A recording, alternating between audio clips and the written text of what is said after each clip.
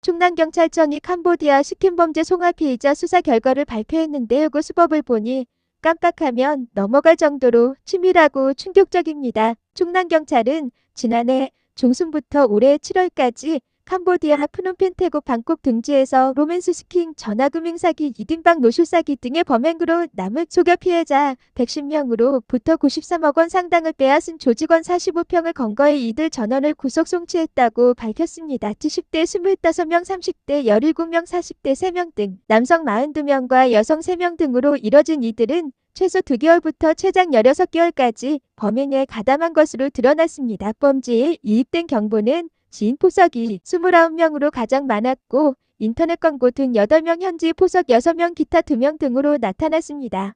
경찰은 이들 모두가 스스로 가담한 것으로 보고 있습니다. 이들은 가명으로 서로를 호칭하고 팀장국은 근태간이 실적 동료 미 수법을 교육하거나 필요시 직접 피해자와 채팅을 하기도 했다는 게 경찰의 얘기. 이들 중 일부 피해자는 폭행을 당했다고 했으나 경찰은 신빙성이 낮은 것으로 보고 있습니다.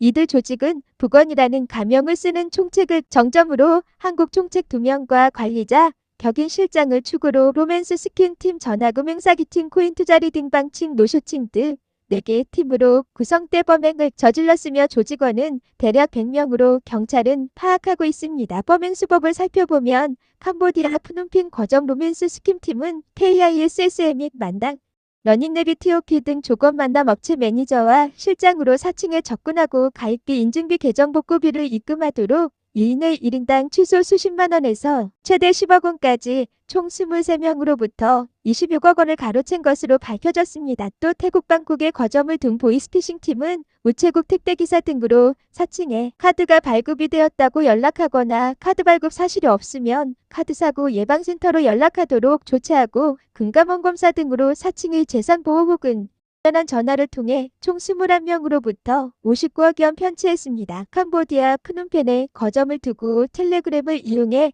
범죄 행각을 벌인 코인투자 리딩방팀은 코인투자 소통 단톡방에 참여한 이들에게 골드코인이 억비치에 상장된다. 큰 수익을 얻을 수 있으니 우리에게 투자하라며 속여 특정 사이트에 가입한 뒤 코인투자금 명목으로 총 57명으로부터 4억 원을 가로챘습니다.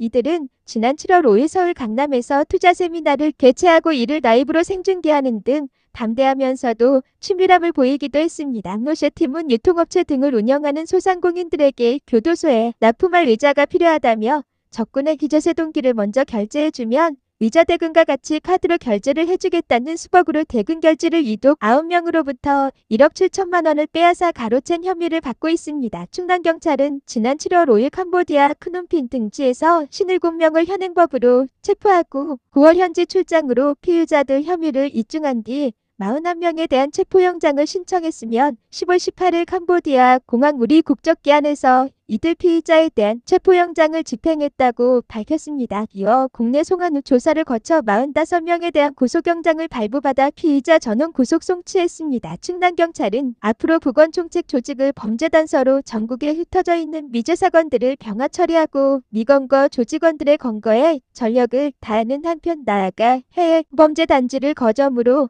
한피싱 조직 소탕에 모든 노력을 기울이겠다고 밝혔습니다.